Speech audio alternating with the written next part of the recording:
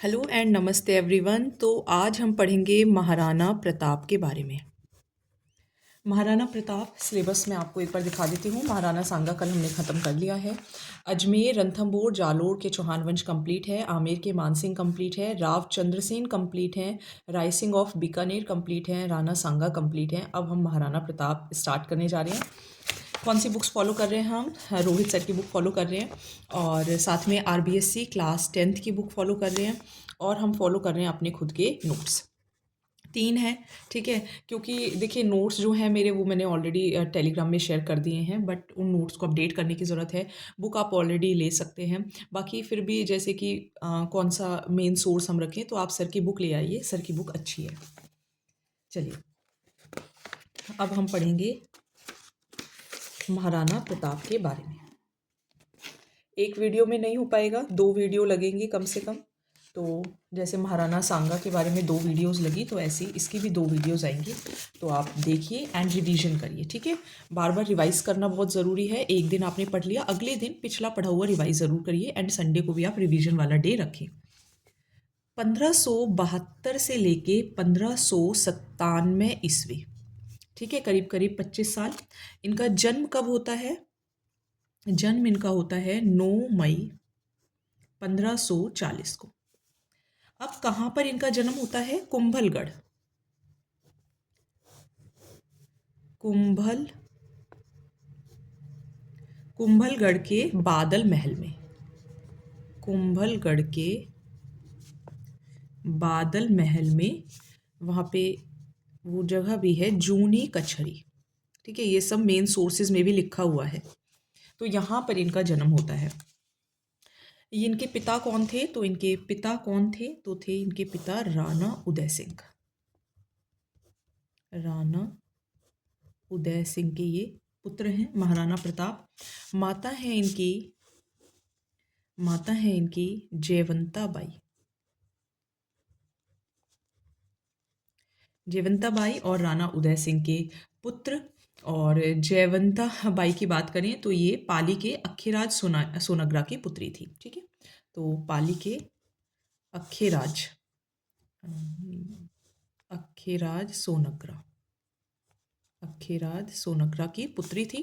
राणा उदय सिंह से शादी हुई थी और इनका पुत्र था महाराणा प्रताप। कब जन्म हुआ? 9 मई 1540 को जन्म हुआ। कहाँ जन्म हुआ? कुंभलगढ़ के बादल महल जूनी कचहरी के इनके अंदर जन्म हुआ। बचपन में देखो ये क्वेश्चन पूछा गया है कि बचपन में इनको कीका बोलते थे। कीका मतलब छोटा बच्चा, ठीक है। कौन बोलते थे? भीलों के बच्चे।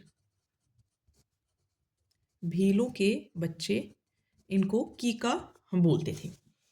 अच्छा, इनकी जो शादी है, महाराणा प्रताप की जो शादी है वो हो जाती है 17 वर्ष में ही, ठीक है। 17 वर्ष में ही ये मैं महाराणा प्रताप है, ये प्रताप है, और इनकी जो शादी है वो ये 17 वर्ष के हैं, 17 साल के हैं। और इनकी शादी हो जाएगी किससे? अजबदे से। किससे शादी होगी? अजबदे से शादी हो जाएगी। और फिर इनका पुत्र होगा। इनका पुत्र कौन होगा? इनका पुत्र होगा अमर सिंह। कौन है इनका पुत्र? अमर सिंह इनका पुत्र है, ठीक है। और ये कौन थी? ये रामरख पंवार की पुत्री थी। ये इतना याद रखना जरूरी नहीं है, ये ध्यान रखो कि प्रताप की पत्नी कौन थी? अजबदे थी। और इनका पुत्र कौन था? अमर सिंह था। अब अगर हम इनके राज्याभिषेक की बात करें तो देखिए जो राणा उदय सिंह थे, ये जो राणा उदय सिंह है, इनकी एक धीर बाई थी, ठीक है। इनकी एक धीर बाई थी। कौन थी? भटियानी। इनकी एक धीर बाई थी। भटियानी के कहने पर इन्होंने क्या किया था? राणा उदय सिंह ने जगमाल को, इन्होंने कहा कि जगमाल को आप उत्तराधिकारी घोषित कर दो। तो जगमाल को उत्तराधिकारी जो था वो घोषित कर दिया गया। और गोगुंदा में, लेकिन कहानी तो कुछ और ही चलेगी। कहानी क्या चलेगी? गोगुंदा में महादेव बावड़ी,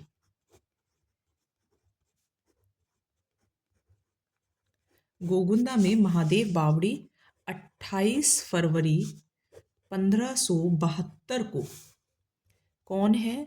सलुम्बर। सलुम्बर के कौन है? कृष्णदास चुंडावत। कृष्णदास चुंडावत, देखिए जो सलूम्बर के चुंडावत हैं ये बहुत हेल्प करते हैं। यहाँ पे भी कल हमने पढ़ा था कि सलूम्बर के रतन सिंह चुंडावत किसकी मदद करते हैं, राणा सांगा की मदद करते हैं। तो यहाँ पे भी सलूम्बर के जो कृष्णदास चुंडावत हैं ये क्या करेंगे, राणा जो प्रताप है उनका 32 वर्ष के जब वो हैं तो प्रताप का राज्याभिषेक कर देंगे। राज्याभिषेक कर देंगे कहाँ पर, गोगुंदा में। जबकि जो धीरबाई भट्टियानी हैं वो राणा उदय सिंह के द्वारा उसने जो जगमाल है उसको उत्तराधिकारी घोषित कर दिया है। अब जगमाल को उत्तराधिकारी घोषित कर दिया तो जगमाल हो गया नाराज, और जगमाल किसके पास चला जाएगा, जगमाल चला जाएगा नाराज होके किसके पास, अकबर के पास। और अकबर क्या करेगा, अब भाई मेरे पास आया है जगमाल है, नाम तुम्हारा जगमाल है, तो अकबर इसको क्या कर देगा, थोड़ा सा वो हो गया है तो कोई बात नहीं, मैं यहाँ पे लिख देती हूँ। एक्चुअली क्या है, इसी चार्ट को जब आप देखोगे तो इसी को हमें फिल करने की कोशिश करनी चाहिए। तो इसको जहाजपुर की जागीर दे देंगे, ठीक है, कि तुम्हारे नाम से मिलती जुलती जगमाल को जहाजपुर की जागीर दे दी जाएगी। अब राणा प्रताप का विधिवत राज्याभिषेक हो चुका है कहाँ पर, अगर हम ये तो देखो यहाँ पे तो ऐसे ही हो गया ना, लेकिन विधिवत कहाँ पर हुआ, विधिवत कहाँ पर हुआ, तो ये हुआ कुंभलगढ़ दुर्ग में, वही कुंभलगढ़ दुर्ग जहाँ इनका जन्म हुआ था। ठीक है, अब थोड़ा सा हम इसको रिवाइज कर लेते हैं। ये देखिए, महाराणा प्रताप राणा उदय सिंह, देखिए अखेराज सोनग्रा हैं, उनकी पुत्री है जयवंताबाई, राणा उदय सिंह के साथ शादी होती है और राणा उदय सिंह के पुत्र होते हैं महाराणा प्रताप। कब जन्मे, 15 मई 1540 को, कहाँ, कुंभलगढ़ के बादल महल, बादल महल है ये, बादल महल के जूनी कचहरी उसको कहा जाता है। अब महाराणा प्रताप को बचपन में कीका बोलते थे, कौन बोलते थे, भीलों के बच्चे बोलते थे। अब जो धीर भाई भटियानी हैं वो ये कहती है कि जगमाल को आप उत्तराधिकारी बना दो, और राणा उदय सिंह बना भी देते हैं, लेकिन जो गोगुंदा है, गोगुंदा में कुछ और ही चल रहा है, और गोगुंदा में प्रताप का महादेव बावड़ी सलुम्बर के जो कृष्णदास चुंडावत होते हैं वो मदद करते हैं, और 32 साल में प्रताप का राज्याभिषेक करा दिया जाता है सलुम्बर महादेव बावड़ी के अंदर। प्रताप की पत्नी अजबदे हैं और उनका पुत्र कौन होगा, अमर सिंह होगा। 17 वर्ष की उम्र में शादी हो जाती है।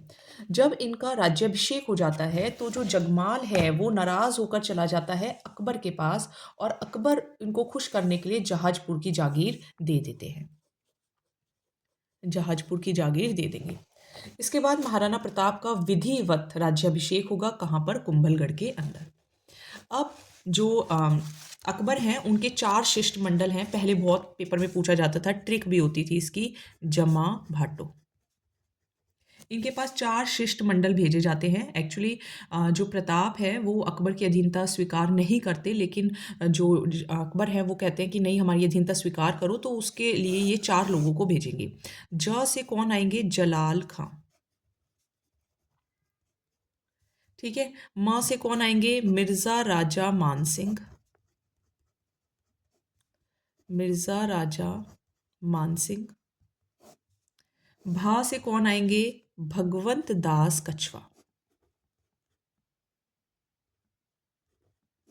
भगवंत दास कछवा। और टो से कौन आएंगे, टोडरमल,